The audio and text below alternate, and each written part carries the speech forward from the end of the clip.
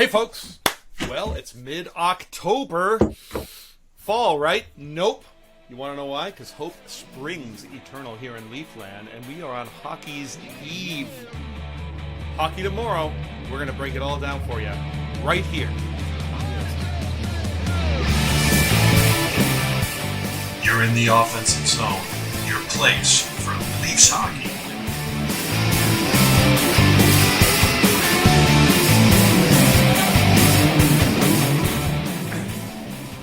Hey folks, welcome to the OZone. That's Coach, that's Katie, and I'm the Diva. We're here to talk all things Leafs. Folks, look, remember, hit subscribe, ring the little bell, never miss any content. Also, share the video, like the video. It helps broaden the audience. Also, leave a comment.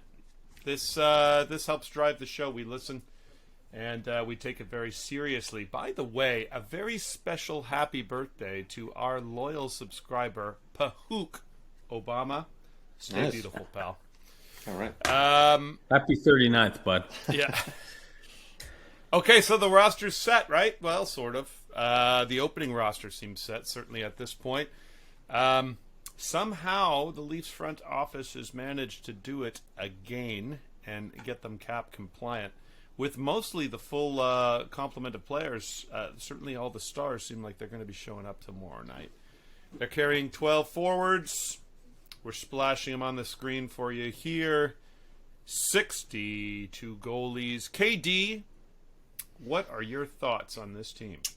Yeah. Well, I think it looks like a pretty decent, organized playoff roster. Knock on wood. For the first time, that fourth line actually seems to have a real theme to it rather than just a hodgepodge. And I think we were all safely say we love Spezza down there, and he played great for the most of it.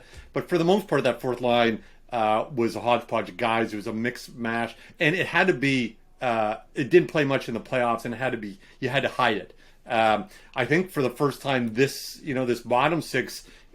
Keith might be in a position to really play all the lines without worries at any point. Hard to say if this bottom six is going to be productive offensively, but it certainly looks like, one, they're going to have decent speed, two, be able to hit and be physical, and then be very defensively responsible. So I'm excited. The big questions will be, can we be cap compliant this whole time? I'm still not 100% sure we can be. There might be some fiddling around and not lose anyone in waivers. Two, that the new guys fit in. We've been generally pretty blessed in the Leafs the last couple of years, but there's been misses, like guys like Richie, who were good before the Leafs and good after the Leafs, not good as a Leaf. So let's hope the hyphens, and let's hope Jarnrock or Croc is solid. That part looks good. And then the last part, I guess third part is health. Hopefully we knock on wood, we stay as healthy as we can be. And then, we'll leave that to coach, but fourth and most important is the goaltending. Yeah, absolutely. You mentioned Spezza. I also gave a moment of silence for Simmons. We were calling it most of the summer, fellas, and we knew the writing was on the wall. Love that player, love his game, love what he brings all the time. I hope they're able to find him a landing spot so he can play, because I think he's got some hockey in him, and hopefully it's not in our division. Coach, what do you think about this team? Well, look, it's the best roster of the Matthews era. It's the deepest group of forwards. The fourth line can all play. They're all legit NHL players.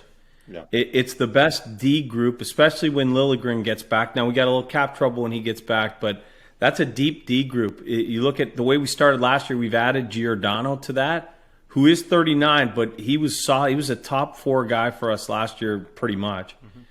So it's a great roster. When the December swoon hits and Dubas and Keefe get fired, don't fire that Brandon Pridham guy. That guy knows the cap. I don't know how they get under the cap, guys. We keep adding it up, and it's like $3 million over, but it's $4. $4? That's like the guy that comes to beer league. He goes to the bar after. He's like, "Hey, can you pick me up? I only brought $4." I mean, that's so close. It's perfect. So I think the roster is there. Obviously, the huge question mark is goaltending. And then also the injury depth, which we'll talk about in a second. But, even if we get league average goaltending, here's the text I sent you guys just today, right? It's a 100-point team, even if you get the league average. Yeah. If one of these guys pans out or both of them just play okay, wake me up in April. Now, that's not good for the podcast. I got to get the blood boiling here, I'm sure, with some game analysis. But I'm really happy with it. And like you said, Kev, the bottom six doesn't do as much for you during the season, right? Your horses have room to move. We got top-end talent. Those guys will have big years if they're healthy. But the bottom six really helps you in the playoffs because you got to grind through all four lines. You can't hide people in the playoffs. I don't think these guys need to be hidden. No. Yeah, no, I think that's true. And one thing that's perhaps a little bit different than what we've showed in the last couple iterations of a fourth line is speed. The third and fourth lines now teaming with it. So they should be a lot faster. The third line sure looks like it's a lot more skilled than it was last year. The injury bug will hit, but the depth is down below in the minors, certainly. So as for now, it looks like a pretty good team. What needs to happen for this team, like early in the season, to start moving the needle for you guys, to start sort of finding success and start winning games in a way that maybe starts making you feel a little bit more confident come April? Well, let's start with you, Coach. So, yeah, we mentioned it. We're all crossing our fingers that, especially the big guys, they stay healthy. Individually, they have big seasons that they stay healthy. Matthews going to have a big season. Same with Marner. The big guys are a key to that power play unit humming, too, so we need them. That's a key, obviously. I mentioned goaltending. At least one of those guys gets off to a good start because, it's Toronto and that Toronto media, man. If they start off tough, it's just going to snowball. It's going to get ugly. Mm-hmm. So I hope they get off good. And then just for the D, Liljegren's out for at least 3 weeks here to start the season, maybe a month. Sandin being proficient on the right side is huge short term, as you're asking, Mike, and also long term. Because if he can show he can play the right side, now you got a group of 7 guys, right, where you're never going to get into someone, being awkward, right? We have 4 guys that can play the right, 4 or 5 guys that can play the left. That's a really balanced unit of guys, all with potential and NHL experience. I think that's pretty important, too. Yeah, certainly the development of 37 and 38, we want to see them take a step forward. I'll just, Katie, what do you think? Anything you want to add on that? Yeah, I talked just very quickly about it. I mean, ideally, the perfect scenario is that 38 and 37 become the number 2 pairing. Like that is the best case scenario I think you get. But as Coach said, if you get now 38 who can play on the left and the right, and you get those guys healthy, you'll just have a ton of flexibility there. And then we have to hope that they start to play where that fourth line is playing 10, 12 minutes. That third line is playing a bunch of minutes. They're getting up early in games. They're not giving those leads out. They are squashing and choking off teams. And that's when you'll know that this team is ready for the playoffs. I think is the special teams.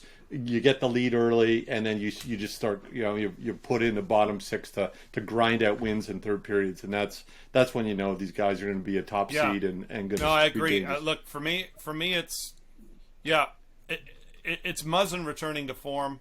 That doesn't have to happen in October. That can happen in March, but Muzzin returning to form is important. I'd like to see Engvall take another step forward, maybe get him over the 20 goal mark. That would really help because I think he can be an assertive type player that they could even use on power play situations down low. And speaking of which, I want to see that special teams pick up where they left off last year. Maybe not in the playoffs, but during the regular season where the power play was hitting every night and the penalty kill just was dangerous and put teams on their heels. And then, we all know this. Everyone in Leafland knows this. It's goaltending. We got to answer some questions there.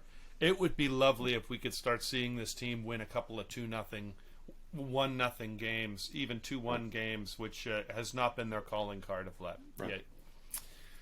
So, folks, we're going to get into something you're going to get used to during the season here. That's prediction time. This is when we all try to lay it all on the line and make a few shots at the future here. KD, what have you got for us? So I think the Leafs win here. I think they outclass Montreal all 3 periods. However, first game of the year, Montreal always steps up to play against the Leafs tough. So I think the game's going to be tight. I'm calling 5-4 win. I'm going to point out, I'm going to be driving this the whole year, not just at the beginning, those door kick-in goals. We need to score from the inside in the playoffs. And that's one thing we need to always be better at. Always better. I'm saying line 3 and 4 scores 2 goals, both on the inside, and get the ball rolling. Good call. Coach. Nobody scores on the inside more in the regular season than Austin Matthews. So I'm calling him for a goal to get off to a good start. I'm calling Yarncroc for a goal too. I got a 4-3 win. Murray in net. I'm hoping he's not shaky. But you're right. Montreal always brings it. I don't know if I'm allowed to say this on a Leafs podcast, but I like Martin St. Louis. And I hope he does fine this year in the 78 games or 77 games where they don't play us. But anyway, my prediction for the season is that, I already said, I think they're a 100-point club easy. I'm going to say that Samsonov matches Campbell's record last year. Campbell, really high, really low, kind of came back at the end. But here were his stats. He had 31 wins last year. He had a .914 save percentage and .267 goals against. I think Samsonov proves to be the guy. I think he wins 30 games, and I think he matches those stats. And if we that happens, we'll be just fine, fellas. Yeah, well, those are all good. We're gonna have to rewind on this episode as we get into this year and test some of these things. Firstly, I'm going to predict that we have our 100th OZone episode before Remembrance Day in November, and I also expect to finally hear the Tiger Woods story from Coach. Hopefully, perhaps it will come. I hope I remember. Centennial episode. I think the Leafs beat the Habs 4-1. I think Josh Anderson scores against the Leafs because that's what he does. He does. I think Melgen lights the lamp first for Toronto.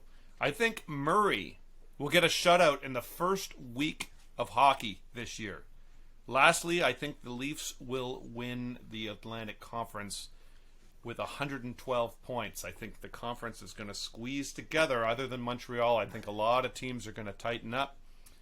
And hey, Mike, that's really important, right? I mean, we know the Leafs are likely to win the playoffs, but if you think about the Atlantic, right? Mm-hmm. If you come first, then you're going to play one of like Boston or Pittsburgh, Washington, or John Hockey in Columbus. Yes. So much better of a matchup than Florida or Tampa. Yeah. Yes. Yeah. 100%. It's really important. Or an upstart team that might squeak in. It wouldn't be so bad. I don't mind catching, maybe Buffalo plays above their weight. Buffalo. Or maybe Ottawa does, and we can just be their curse for another opening round of the playoffs. Finally, we get a team that we can't lose to, so that wouldn't be so bad. Yeah. Those are my predictions, folks. You're going to hear a lot more of them coming up this year. We're glad to be here with you. Listen, folks, get your popcorn ready. The season's about to start. We're going to break it all down for you right here. Hockey's back, baby.